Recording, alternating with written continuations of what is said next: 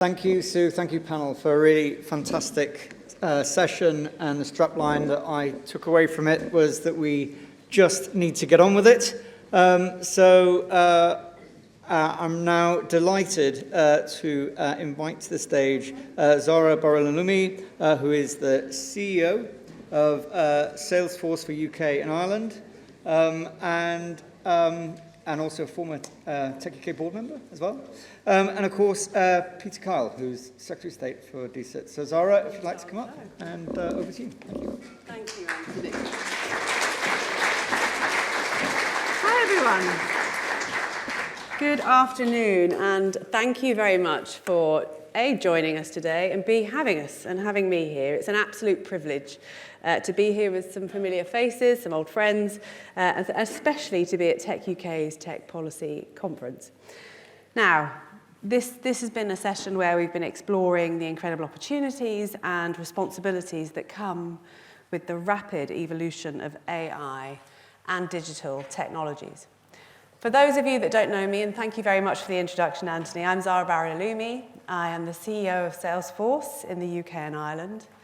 And for those of you that don't know Salesforce, we are a global leader in AI, CRM, and enterprise software, and especially including our agentic AI platform, Agentforce.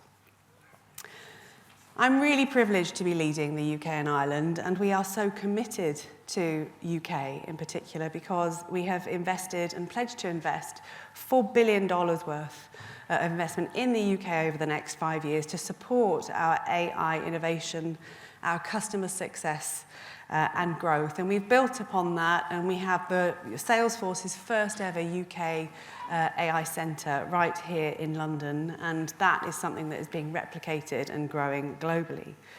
And at Salesforce, we really believe that technology, when designed and deployed responsibly, truly has the power to drive inclusive growth, enhance productivity, and unlock new economic opportunities for business and customers alike, or communities alike, I beg your pardon. I think it's reasonable to say that we are in the third wave of AI innovation.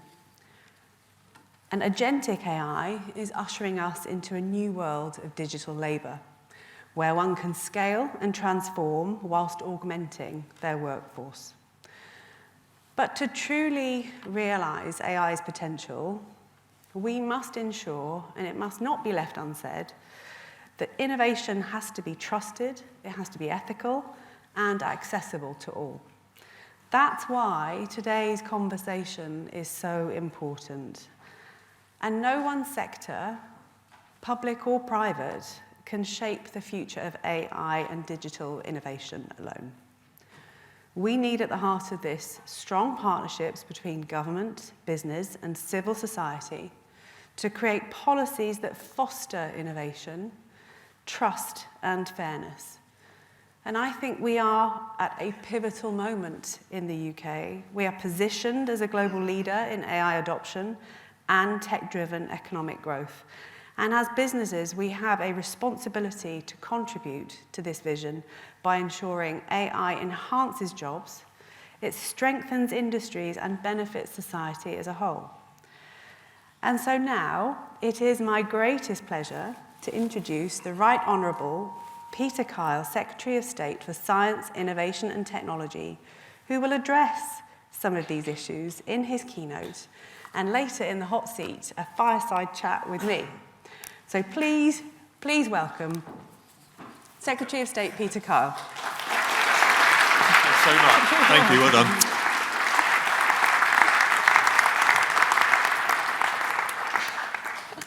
Thank you so much for that introduction, and also thanks for having me back here. I spoke at this conference last year, and you can't help but reflect on what a year it's been for the country, for the government, for me, but no more so than for people in this room who are leading organisations through one of the most profound changes in our economy and society that the country has seen. So thank you for having me back at such a crucial time. Now, normally, it takes about half an hour to get a blood sample from Guy's Hospital in London Bridge across to where it's tested at St Thomas's just across the river.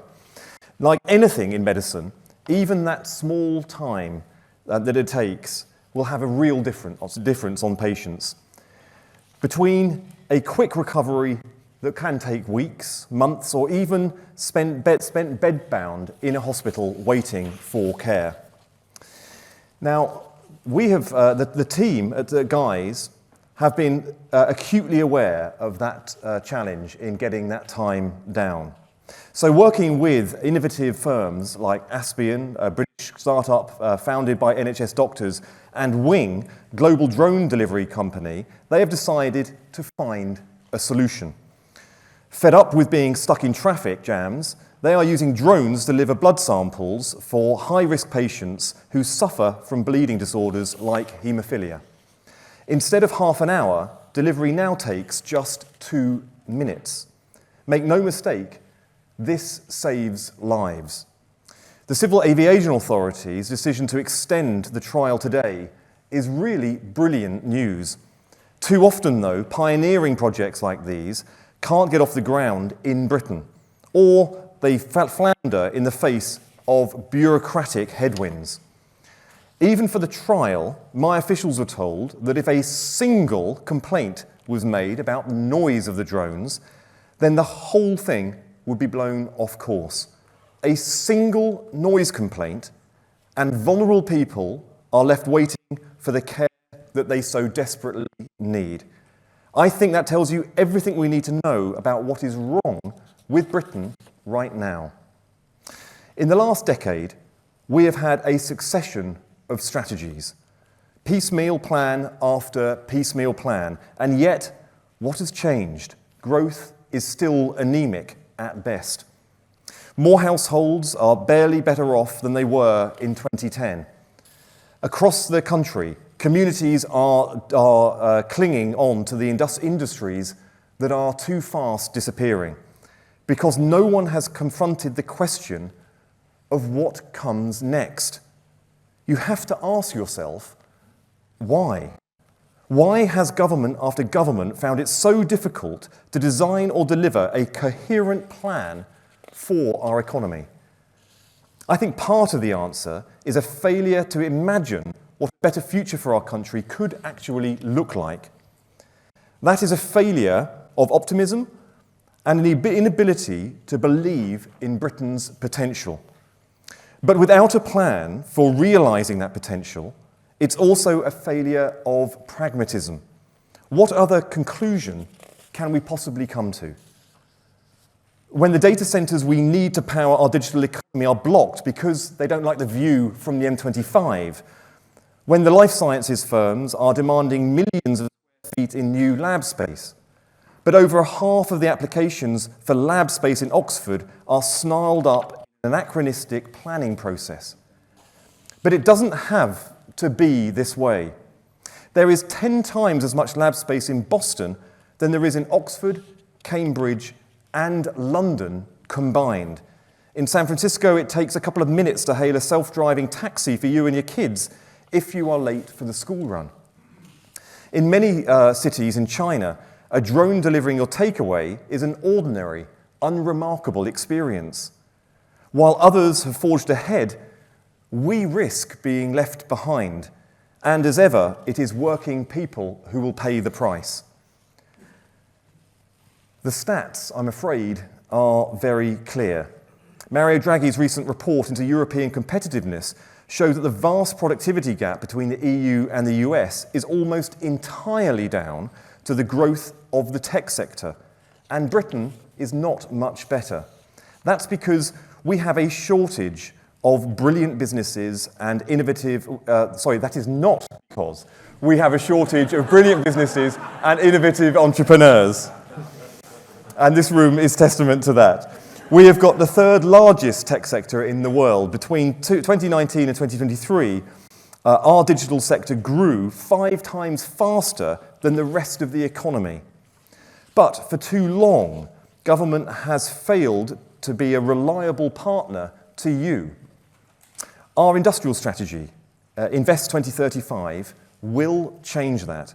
It will set out a decade-long plan for our economy, squarely focused on the 8 sectors with the greatest growth potential and anchored in the positive, pragmatic vision of what Britain's future could look like.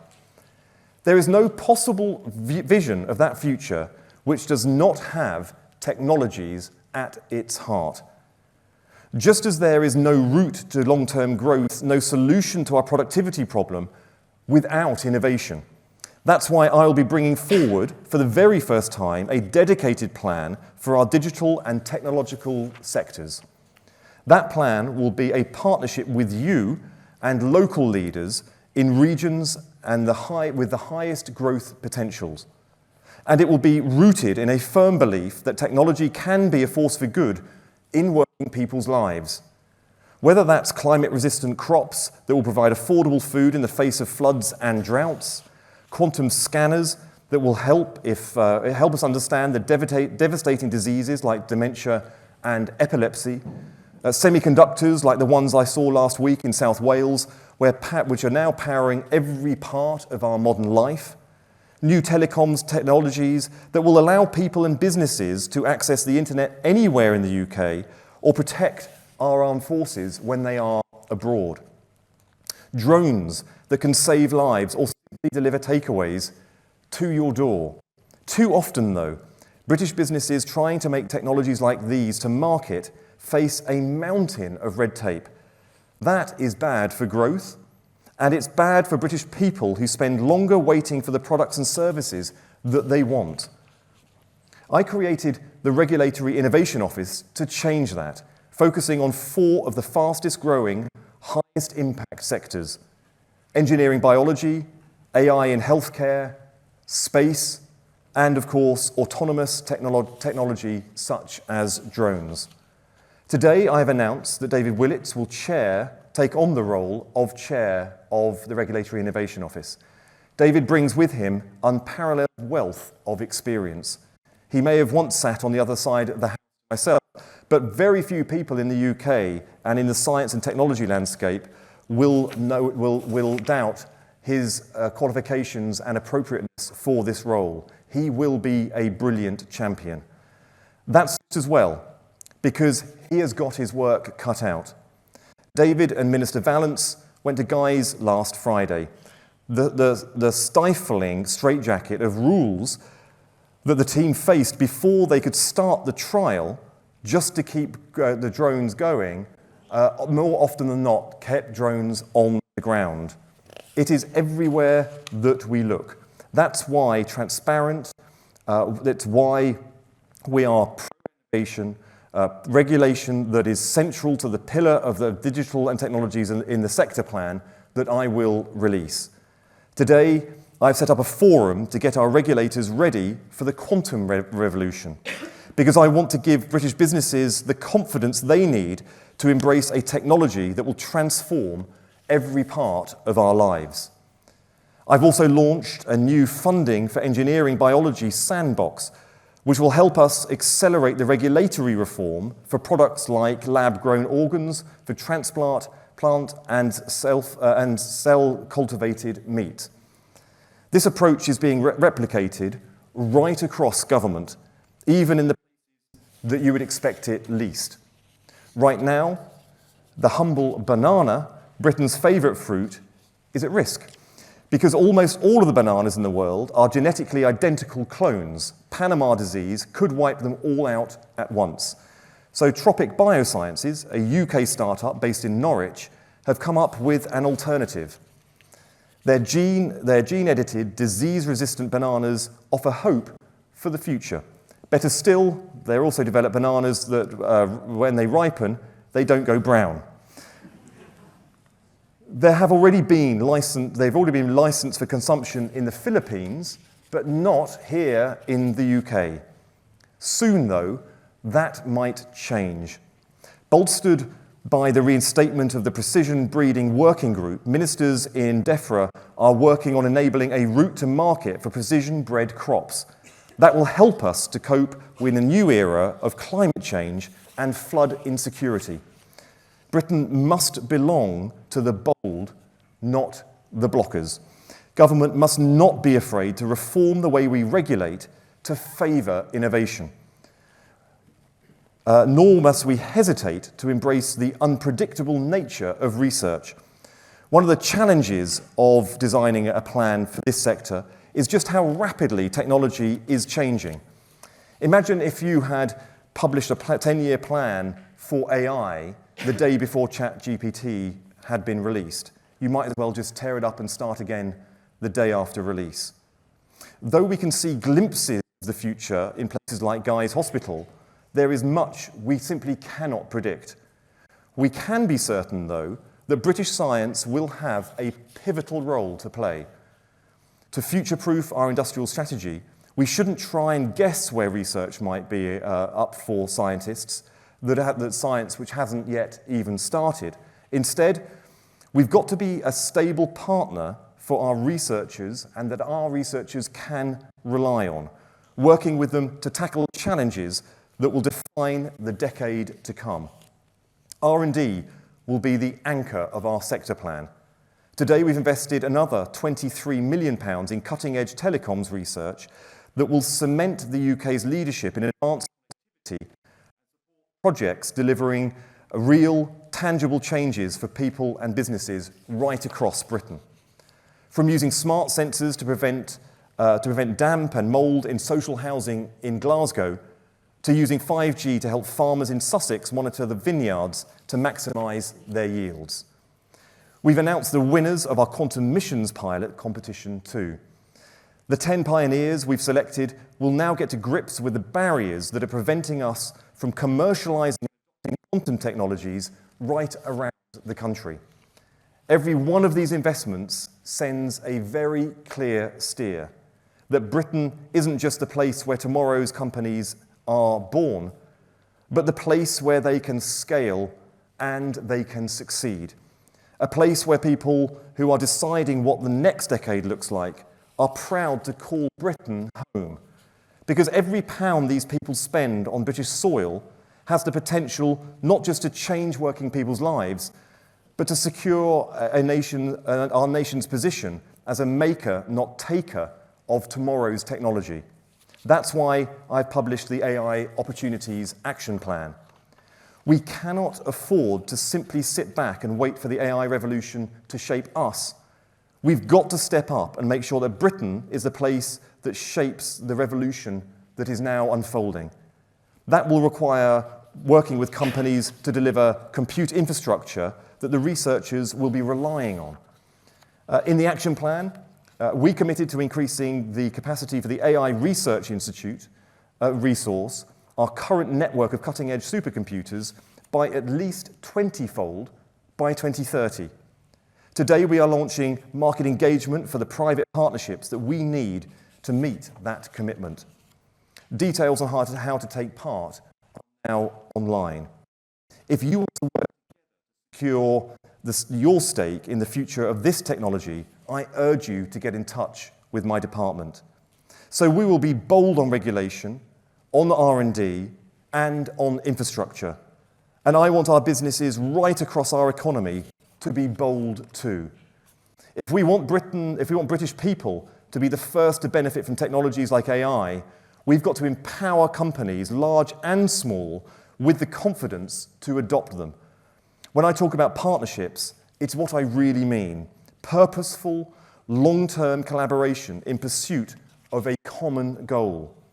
So we've asked Angela McLean and Dave Smith to work with you to overcome the barriers to tech adoption in every sector across our economy. We want also to be capitalising on our own position as a customer for our digital technologies sector, using procurement to drive innovation and deliver a smaller, smarter state that offers better value for money for taxpayers. Everywhere you see, there is an imbalance of power in this country. Rules which favour the blockers and not the bold. It is that imbalance which has, for too long, made it impossible to imagine a better future for Britain. When regulation empowers the people who are complaining about the sound of drones, but not the patients who are waiting so urgently for the care. Where businesses lack the support they need to invest in risky R&D. And researchers can't access the infrastructure they need to make breakthroughs that will make British people better off. When procurement favours the same old suspects, and firms struggle to adopt the technologies that could keep them competitive in the decades to come. And we don't know what 2035 will look like, but we do know that tech will have a pivotal and positive role to play. Engineering, biology and AI, semiconductors and cyber security, quantum and telecoms. Every one of the technologies I have talked about today offers a chance to change working people's lives for the better. But that will only happen if we have the courage to take that change and an understanding of the radical far-reaching reform which will be required to do it. We cannot afford to be cautious. Together, we've got to shift that balance of power. And from the stagnation of old ideas towards innovation and opportunity, away from the naysayers towards the can-doers, away from the blockers standing in the way of growth towards you, the bold, positive people building a new future for Britain. Thank you. Okay. Are we heading over here now? Thank you very much, Secretary of State. Just bear with us a moment. I think we're going to get you mic'd up, if you aren't already. Or you are mic'd up? I am. Oh, brilliant. OK, there we go. We'll go straight away. Thank you so much for your insights, for your speech there. Now, you're in the hot seat. Do you need a minute? No. Do you need some water? No. OK, we're going to go. All right, we're ready to go. Now, you were here a year ago. Yeah. And you were the Shadow Secretary of State then. How does it feel? Now you're in the role. How's it going? It is an amazing job being Secretary of State.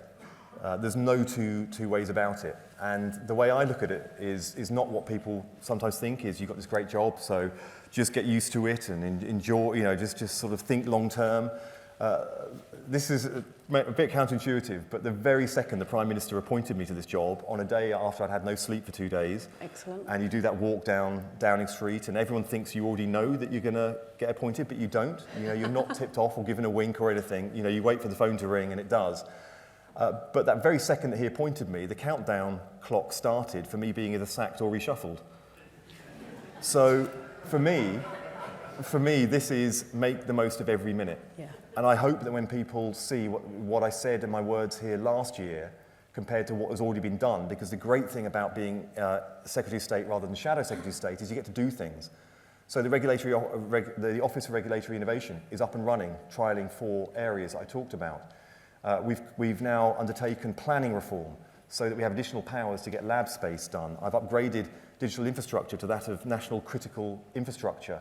We've got the AI Opportunities Action Plan out the door, and now the criteria for growth zones are now there, which will be the biggest increase in compute power and data processing that our country has ever seen.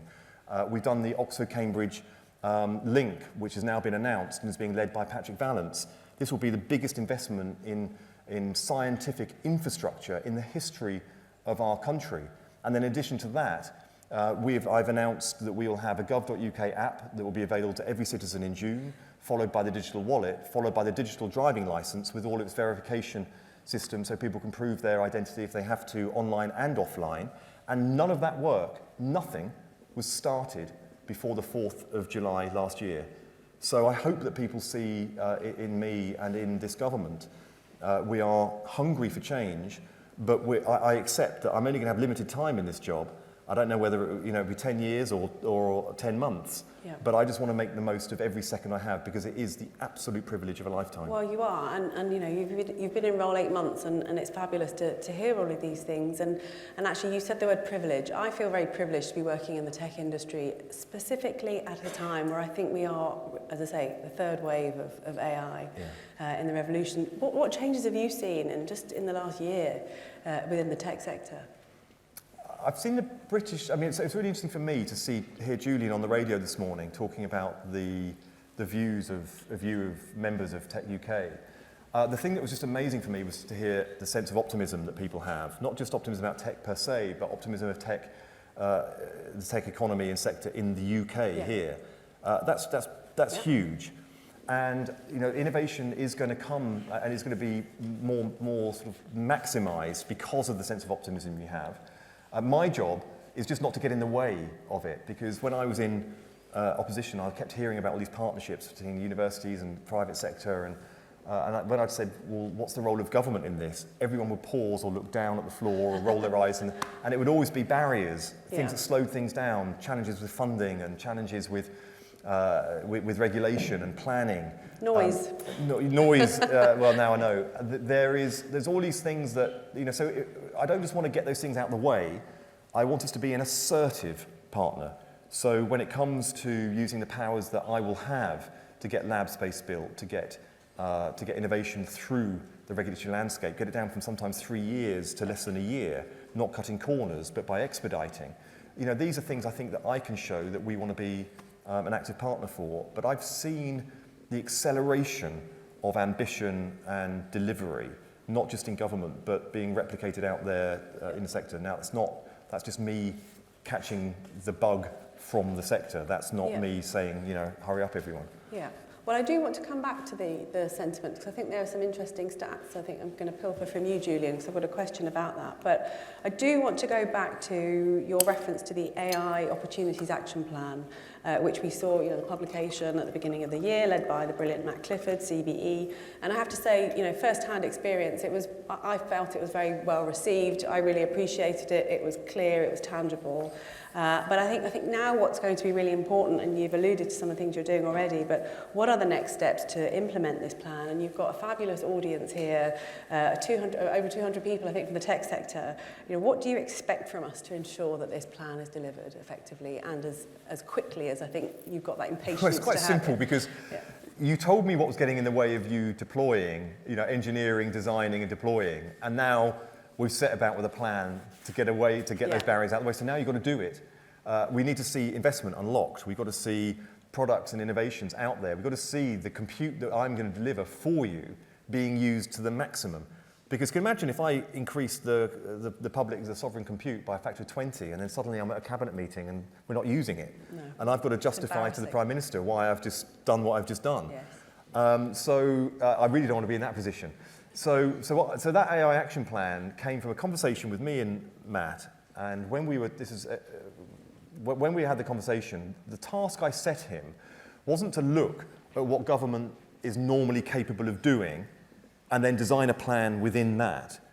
I wanted him to look at the potential of Britain if we get everything right. When I say we, I mean all sectors, the public sector, the central government, the regions, the 4 nations, and you, the innovators out there in all sectors, and the partnerships and the clusters that you operate within. If we get everything right, what is the potential of Britain? And he's come back with a plan that I think most people got excited about, because it matched that scale of ambition. Now, my job is to make sure that we're doing it. So I have a delivery unit that's now set up in DSIT. I get briefed every week on progress to delivering it. There's 50 recommendations. I'm also responsible for space. I'm responsible for quantum, the social media regulation and online harm. I'm responsible for UKRI and all of the public sector and university research side. It's a very, very broad brief. And all the additional things I'm in there about citizen empowerment and then bringing productivity tools into government itself. All these things are now in the new DSIT that we've created. But I will never, ever let up on the delivery of that action plan, because I think this is so much rests on it. We cannot build on top of it unless we get the foundations right. And these are the foundations for the economy of the future. Yeah. Well, certainly music to my ears, and we welcome that for sure. And you talk about the new DSIT. Your department also took on the role as the digital centre for government, and with that an expanded scope, and you bring in experts, and it's fabulous. You referenced again the new appointment you've just made. How has that transition been? Has that been bumpy? Have people accepted it? How does it create opportunities? And how do we help you? Because I think you've got a hungry tech sector that really wants to help.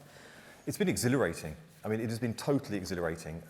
We were the only department that was allowed by the Prime Minister to do fundamental machinery of government changes, because we consolidated digital services from across government and brought it in to create the digital centre. And the rationale behind it was quite simple. It was that each government department and the centre of government, Downing Street Cabinet Office and number 10, all had different functions with digital, but they were dispersed.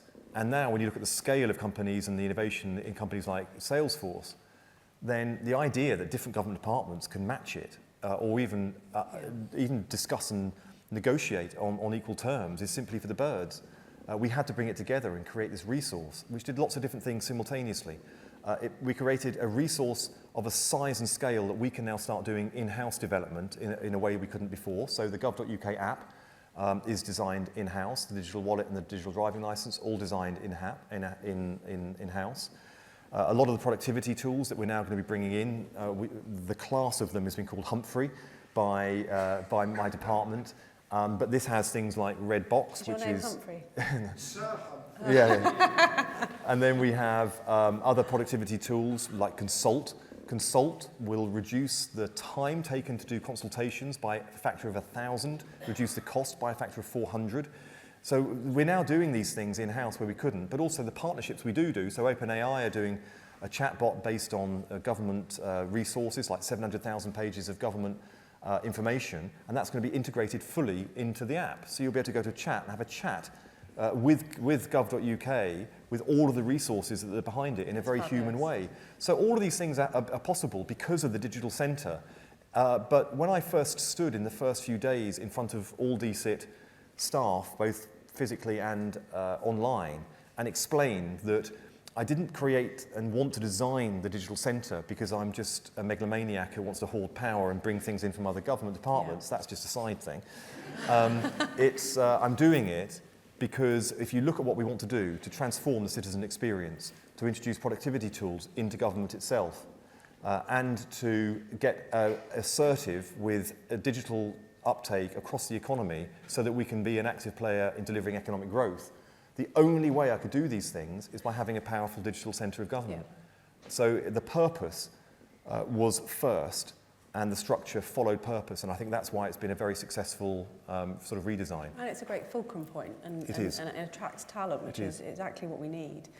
If I may, I wanted to go back to the sentiment that you referenced, and I know, Julian, you talked about earlier, because techUK, as you know, published an interesting poll, the highlights of which indicate that the industry sentiment is very positive on doing business in the UK. But one of the things that came up really strongly and favourably was the ease of doing business in the UK. In fact, as well as people being generally optimistic, over 3/4 of businesses are optimistic about doing business in the UK. And that figure is considerably higher for larger companies than it is for SMEs. Mm-hmm. And so I think whilst this is great, for you as an individual and leading our sector, how do we capitalise on this, good sentiment to ensure techUK is genuinely world leading? And more importantly, how do we support SMEs and bring them on and help them realise this ambition? There's a lot of legacy issues that are hanging over us. I mean, that's why my speech is so strident in the language. I don't want to just sort of gloss over some of the challenges that we face. We have some real structural problems in our economy, and those are the things that we're trying really hard to fix, and the Chancellor's got a hell of a job on her hands. But just also look, because we see the headlines of the difficult decisions that we're having to take as a government when it comes to our finances, but also look at the budget that we just had on the back of those difficult decisions. The R&D budget for government through DCIT was increased by 8.5%. You look at the way we're investing in airport expansion, the way we're investing in the Oxfam link, the way we're investing in other key areas of digital infrastructure. We are investing in those areas of high growth and areas where, for the British economy to succeed and society to succeed, for people to really flourish and explore their potential into the future without having to leave the country, we have to get right. There's no company I've ever experienced that has turned around from a position of failure without investing in innovation.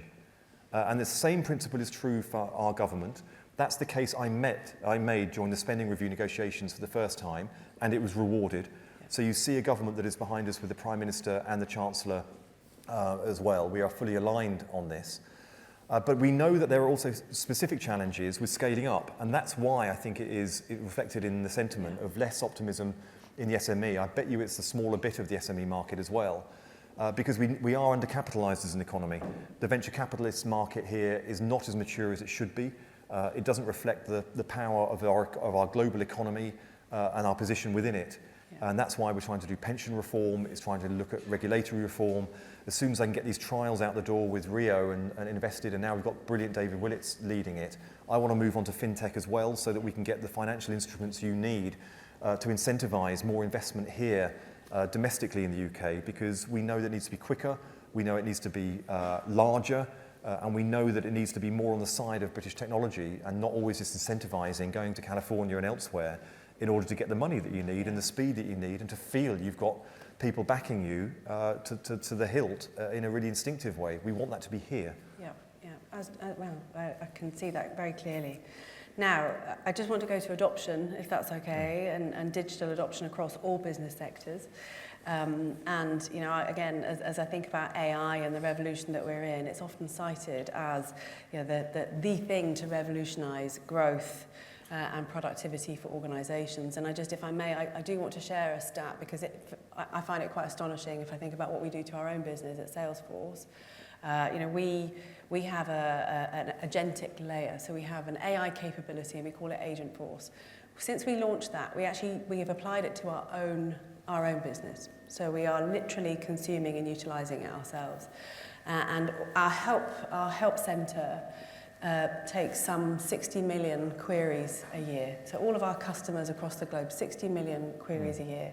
We've now enabled agentic chat, if you like. This is probably the simplest way to apply it. Of those 60 million queries, 2 million queries are dealt with by humans, complex casework. And we launched Agent Force on our help site beginning of November. And now, a few months on, and I would say this stat was true as of January, those 2 million, 85% of those are now dealt with automatically, in an automated fashion, and only 15% are routed to humans.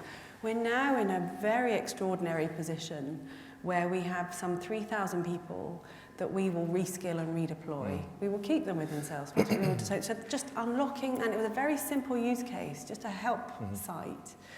So the power of it is here, and I can see why you're so emphatic. So with that in mind, and given the majority of techUK's members are SMEs, who need to scale and won't necessarily have the resources to do that with human capital, what should small businesses be turning their attention to first on their digital journey? Well, I know techUK and others will give much more assiduous advice directly based on individual organisations. But look, for those organisations who are not yet digitally curious, then there is probably a lot that's baked into some of the systems they're already using that they're not actually activating or deploying. And I would think that's a pretty good starting point. I don't think many people realise that looking at the frontier AI models and being sort of bamboozled by the scale and the power of them that you read about, that they see a direct link to them, and they don't realise actually that most of the AI is derivatives and is applied in very specific ways, and just how simple it is to actually do it these days. It's not a huge effort, and I think that's what we have to get used to, and increasingly so. I hope that when we look at the government, obviously I'm playing a greater role going forward in how we digitise and move from an analogue to a digital government going forward.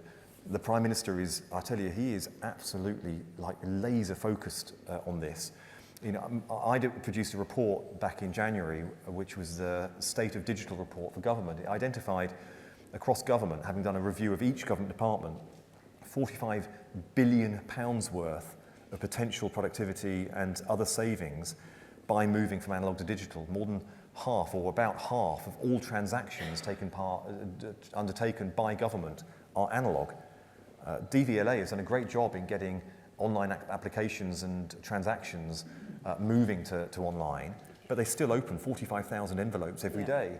HMRC picks up the phone 100,000 times every day. We have legacy systems where we're using half of government's digital spend, just keeping systems that were made in the 70s and 80s safe from cyber attack.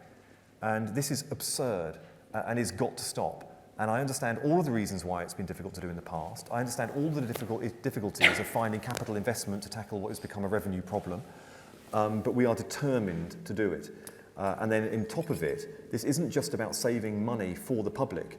In doing so, we will provide a better, faster, more satisfying experience for people in their interactions with the government. And for progressive politicians like me, who are the people who are bogged down most in government bureaucracy? It is people who are having to report daily, weekly, numerous times to different parts of government.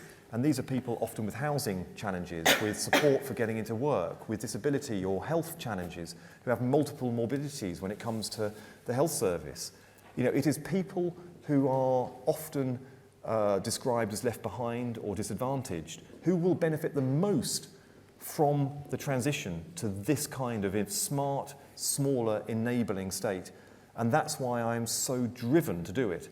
And we will get there. And it's wholly unfair of me to stand in front of an audience and say, you must do this transition to digital, and then go back to my department and just realise everything's being done by paper. You actually moved me to tears. Oh, there we go. Excuse me. No. Excuse Do you want me to keep talking for another minute? Please, can you just talk amongst yourselves for a minute? This happens to me, and it is awful. And you know, the other thing is, Oh, I've just my opened goodness. some water, and there's a choice here between still water and fizzy water, and I went straight for the fizzy water.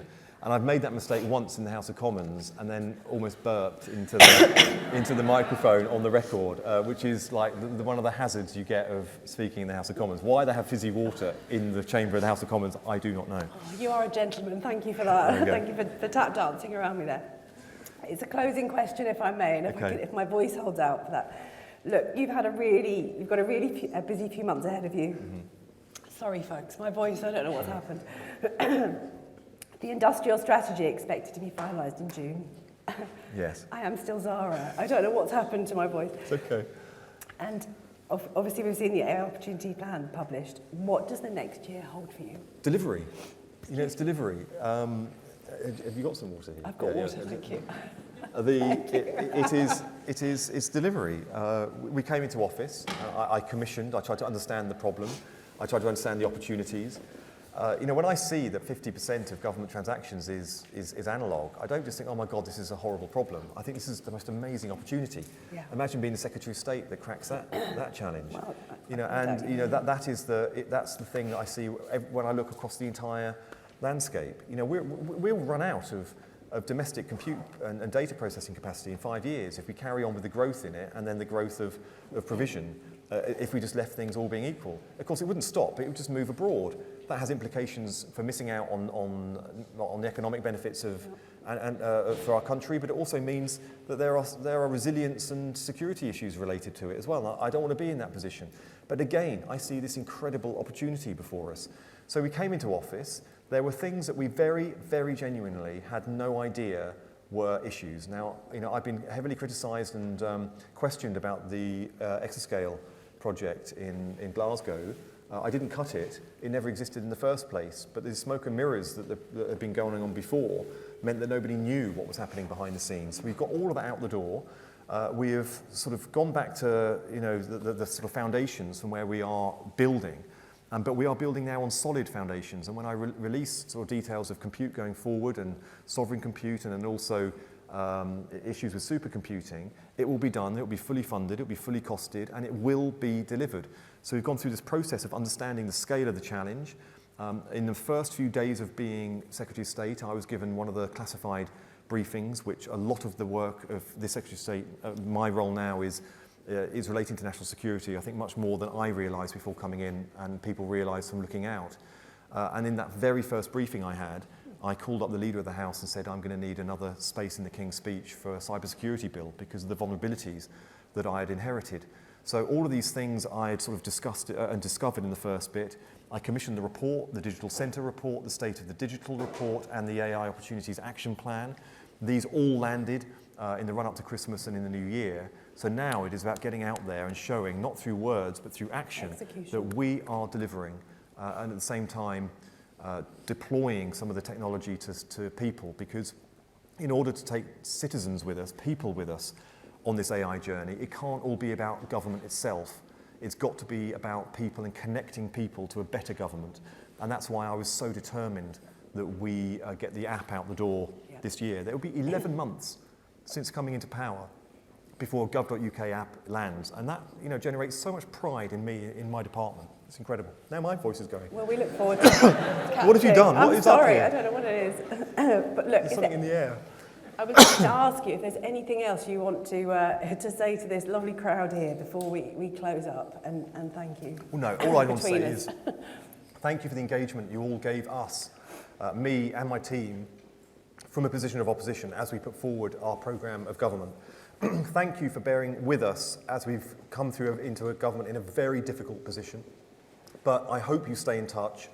I hope you start to see and feel, because I'm very, very aware of having gone through and lived through a politics where words don't seem to matter and have grip, and arts don't seem to lead to tangible change in people's everyday lives and in people's businesses. So I'm very aware that I stand up and make promises, and you've heard it all before.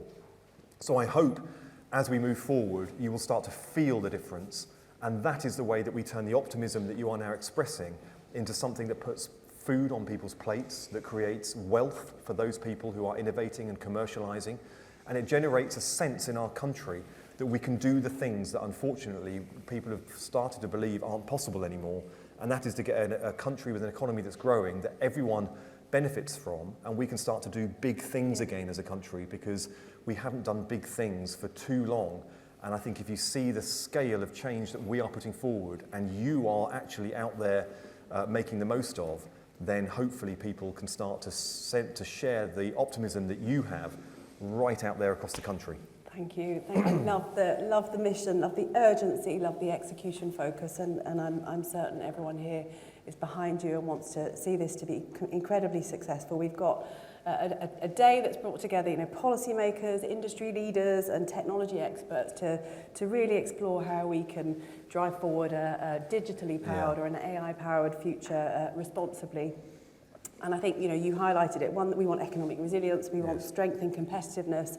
I love how you describe it, food on people's table and prosperity. And we need to ensure that no one is left behind. Yeah. So I'm grateful very much to techUK and our fellow speakers for sharing their insights. And a particular thank you to you, Secretary of State, Peter Kyle. Thank you enormously. Thank you. Thank you very much.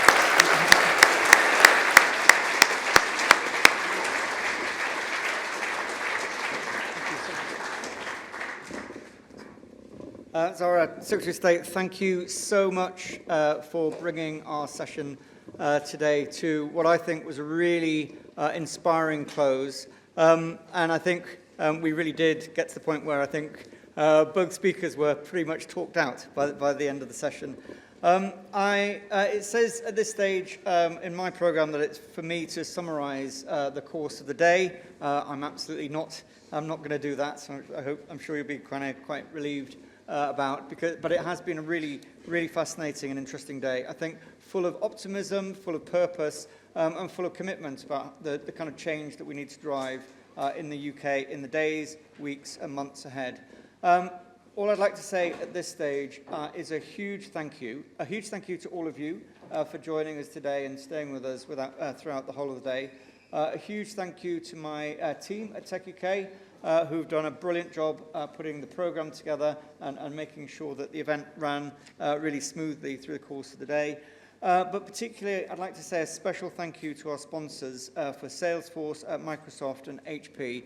Without your support, it really wouldn't be possible for us to put together such a great agenda and host an event like today. So an enormous thank you to all of you.